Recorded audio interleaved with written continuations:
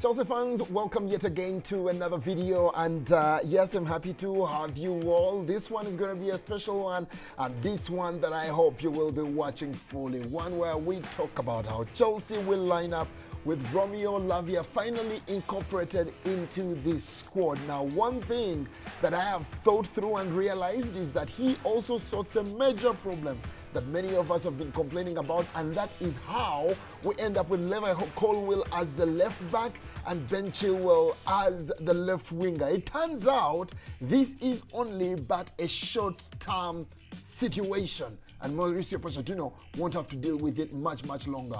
Welcome to the video. My name is Desire Derek Fadmugomisa. Subscribe to the channel and turn on that notification bell, and yes, follow me on social media. Let's get straight into it. So I have a full 11 that I think will, by the end of the season, away with the injuries and everything, will be that lineup, and that is the one I'm going to use to do this video. Now, of course, where there are injured players, please place in a player that you feel gets to fill that position quite well. Here we go. In goal, for me, by the end of this season, maybe even not by the end of this calendar year, I believe Petrovic is our goalkeeper. In number 2, we do have, actually we'll use positions. At right back, we have Rhys James. At left back, we have Ben Chilwell. And the centre-back pairing for me is Axel Disasi and Levi Colwill. Here we go, the midfield. We do have Romeo Lavia as the first 6. The second 6 for me is the man that is Caicedo, and he gets to play off the right. Then you do have Enzo Fernandez on the left of that midfield, so it's a 4-3-3, and then of course the top 3 for me off the left is Nkunku, through the middle is Nicholas Jackson, and off the right is the man that is Raheem Sterling. Now you need to understand just one little thing, and we've already seen it with the teams that Mauricio Pochettino has coached. He's off the right, off the left, as far as the forwards are concerned, they really are 2 number 10s because the width is taken care of by the left wing backs. Now, we have not had a lot of that happening right now simply because of Romeo Lavia or a suitable CDM getting to be seated into this midfield. Now, you will remember that at the start of this particular window that just ended the other day, we were looking for Ugarte and Caicedo. And that was because of the recommendation of the man that is Mauricio Pochettino. He wanted a number 6, a first one, and a second number 6.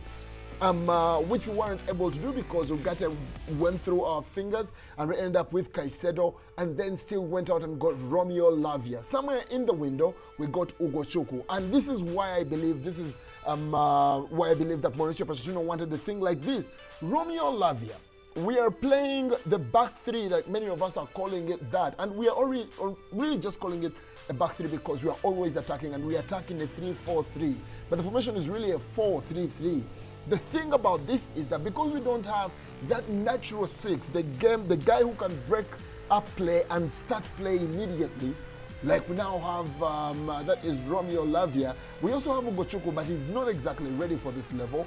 That means that now Thiago Silva has to play the role that the central defensive midfielder would have been playing. Now that role is played by the central defensive midfielder in that 3 that gets to attack games.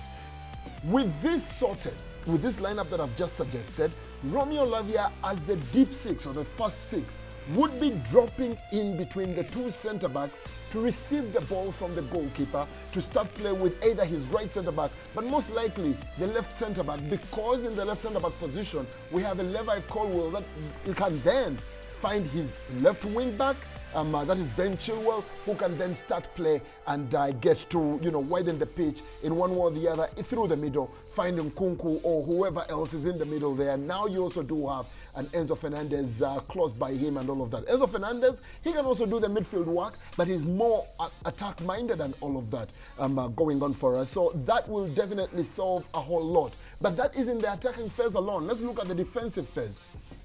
As we attack in that 3-4-3, because Romeo Lavia, the first 6 dropped in, we would be then defending in a 4-4-2. How does that 4-4-2 come together? Of course, we know who the 4 at the back are. But this would mean that the left central midfielder, Enzo Fernandez, would now get to the left wing as the left midfielder to support Ben Chilwell. Then the other 2 that are very good, opposition flow ball breakers and all of those that are both Caicedo and Lavia would be the two men in the middle.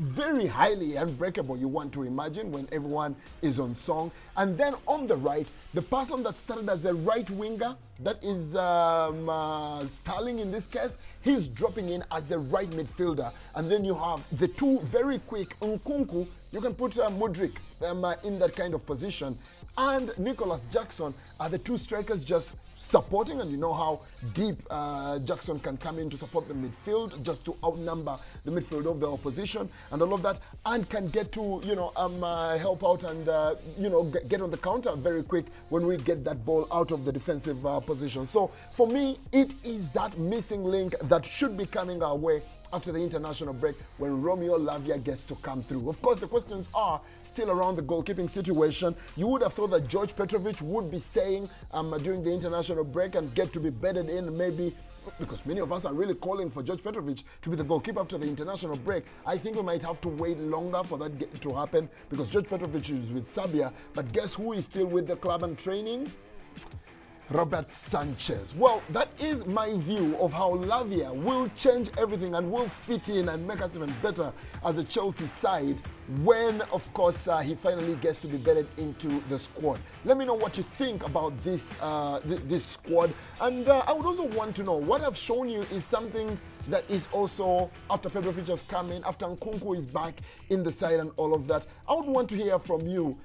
From this, or maybe even the formation that you feel we should be playing, what do you think our squad should look like when everyone is back from injury? But also, I would want to hear, when the international break is done, how do you want us to set up going forward? Everything right here on this section of the channel called the Chelsea Pulse. I'm very glad to be bringing you all the kinds of videos I can as far as Chelsea content is concerned, and I just request for you to be supportive to me by giving me that subscription, by turning on the notification bell and maximizing the views, because hey, that will help us grow this channel and even do better content for you. Until next time, keep that blue flag flying high.